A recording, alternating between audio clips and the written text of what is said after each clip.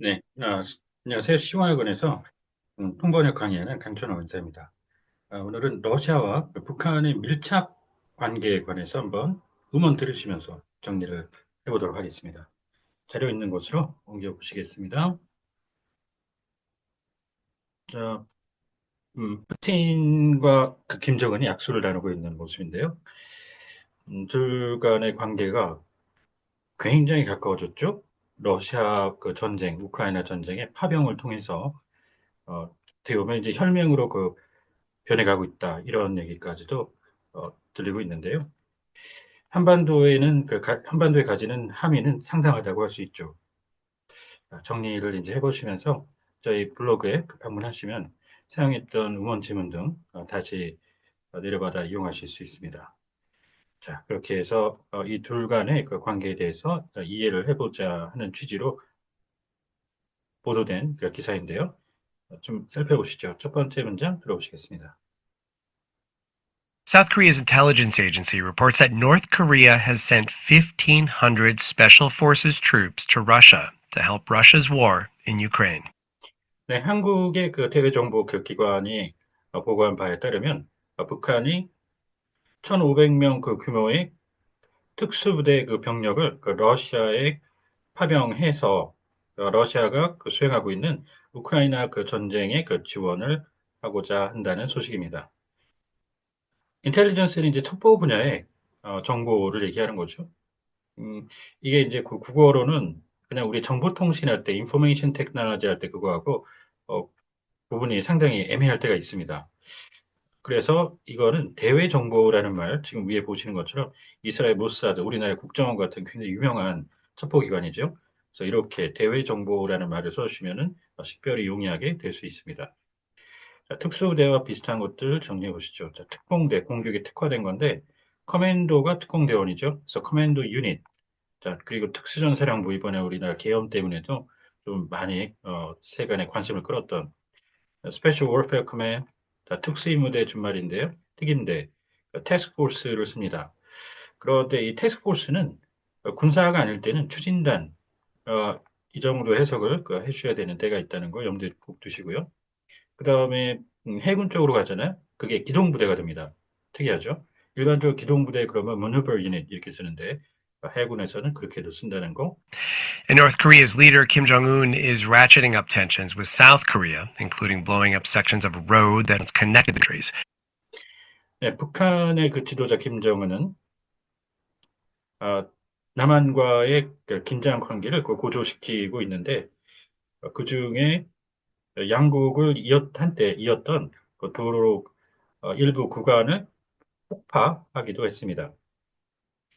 자, 섹션이라는 게 이제 도로로 가면은 구간이라고 표현하고요. 자동차 같은 어떤 어, 그런 요소들의 섹션이라고 하면 부위라고 그 표현을 하고 어, 신체 같은 경우에도 적용이 되죠. 그 신체 같은 경우도 부위별로 나눈다 이랬을 때 그 섹션으로 표현을 할 수가 있게 됩니다. To better understand these developments, we've called Jean Lee. She's the former Pyongyang bureau chief for the Associated Press. 네, 이러한 그 동향을 좀 더 잘 이해해 보기 위해서 저희는 제인 리 씨에게 연락을 취해봤는데요. 지금 이전에 AP통신에 평양 지국장을 역임하셨습니다. Associated Press AP통신이라고 우리가 흔히 많이 듣는 거죠. 원래 이제 여기서 이 프레스를 가끔 통신으로 생각을 하시는 분들이 있는데 통신 자체는 그 뉴스 에이전시라는 말을 쓰죠. 통신사, 뉴스타즈를 전문으로 하는 이건 어디까지나 여기까지 고유명사입니다. AP통신. 그리고 이게 일반적으로 국으로 가죠. 관공서 같은데 조직 단위로 가면. 근데 방송사 이쪽 계열로 가면은 이게 지국이 됩니다. 지국장. And an adjunct fellow at the East West Center in Honolulu. Welcome, Jean. 네, 호놀룰루의 소재한 동서양 연구소의 겸임 연구위원을 현재는 맡고 계십니다. 반갑습니다. 이게 지국이라고 했는데 일반적인 조직 단위로 가면 아피서가 아니고 오피스. 자, 실이죠. 그 대통령실 같은 거 할 때 오피스. 그다음 뷰로, 국, 실국, 과, 디비전 이렇게 하고요. 어, 군사 쪽으로 오면 거기 또 디렉토리이라는 단어를 씁니다. 특이하게 디렉토리까지 군사 쪽 기억을 같이 연계해 두시죠. Thank you. Great to speak to you about this. 네, 감사합니다. 이 주제에 대해서 논하게 돼서 너무 좋습니다. So, this past week, South Korea's intelligence agency said North Korea deployed troops to Russia. 네, 지난주에 한국 대외정보기관 이 발표한 바에 따르면 북한이 러시아의 병력을 파병했다는군요. 자, 여기서는 이제 계속해서 일반 명사로 썼는데 뭐 이렇게 알고 있는 곳이죠. 국정원, 국가정보원. 그리고 디플로이가 여러 가지 해석이 돼요. 기본 배치부터 시작, 사드 배치할 때 배치, 뭐 일반적으로 잠깐 갔다 오는 투입, 또 갔다가 온다는 거 전제로 하는 전개, 뭐 그리고 파병 등등 출동도 있고 한데요.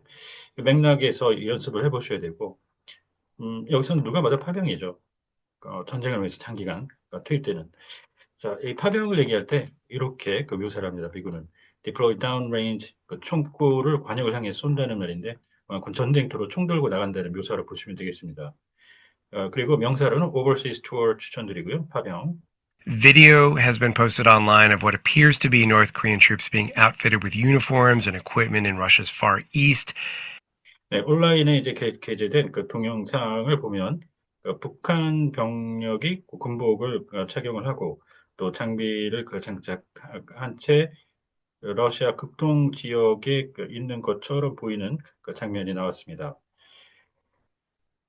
밀리터리 유니폼이라고 원래는 써야 되는데 여기서는 뭐 당연히 군인이라고 전제에 깔려 있기 때문에 군복 이렇게 하죠. 이 유니폼이라는 게 꼭 군인만 있는 건 아닙니다. 경우에 따라서 경찰도 제복을 입고 어, 뭐 소방대원들도 제복을 입고 그런 식이죠. 자, 그다음에 이 장비 있죠.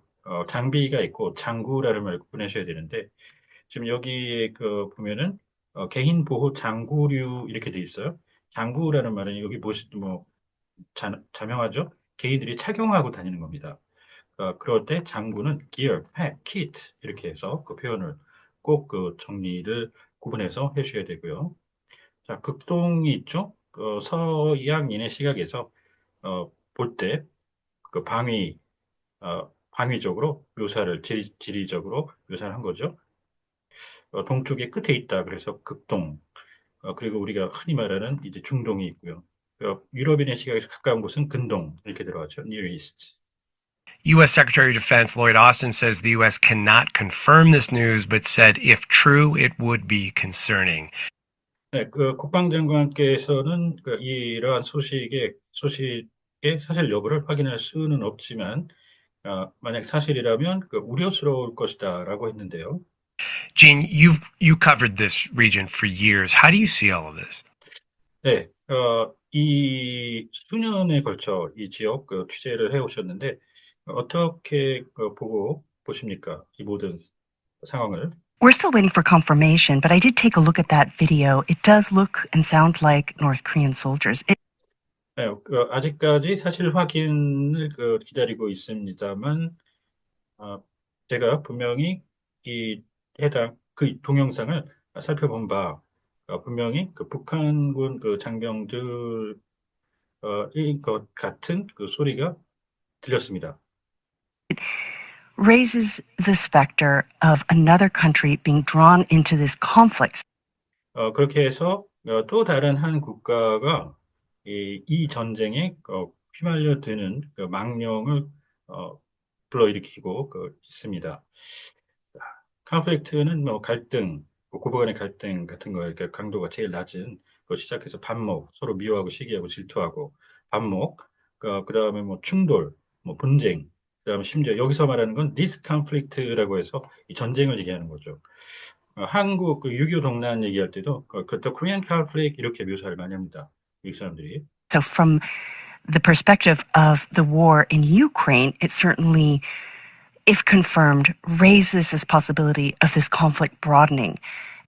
네, 그래서 이 우크라이나 전쟁의 관점에서 보면 이로 인해서 분명히 이게 사실로 확인이 된다면 이 전쟁이 확장되는 즉 확전 그 가능성을 불러일으키는 것이라고 보겠고요. And also that North Korea is possibly enabling Russia to prolong the conflict. 네, 그리고 북한이 러시아로 하여금 이 전쟁을 그 장기화할 수 있도록 해줄 가능성이 있다는 겁니다.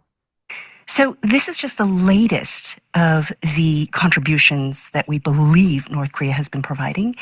네, 그래서 이는 그 북한이 저희가 보기에 저희가 가지고 있는 심증에 따르면 북한이 제공하고 있는 그 기여의 그 가장 최신 그 단면 어, 이 일부라고 볼 수 있겠습니다. 자, 이렇게 해서 이제 러시아가 일으킨 우크라이나 전쟁이 북한군 참여로 해서 계속해서 장기화되고 있는 양상에 대해서 그 부분에는 정리가 된 거죠. 자, 오늘 어북 밀착 이렇게 시작을 했는데요.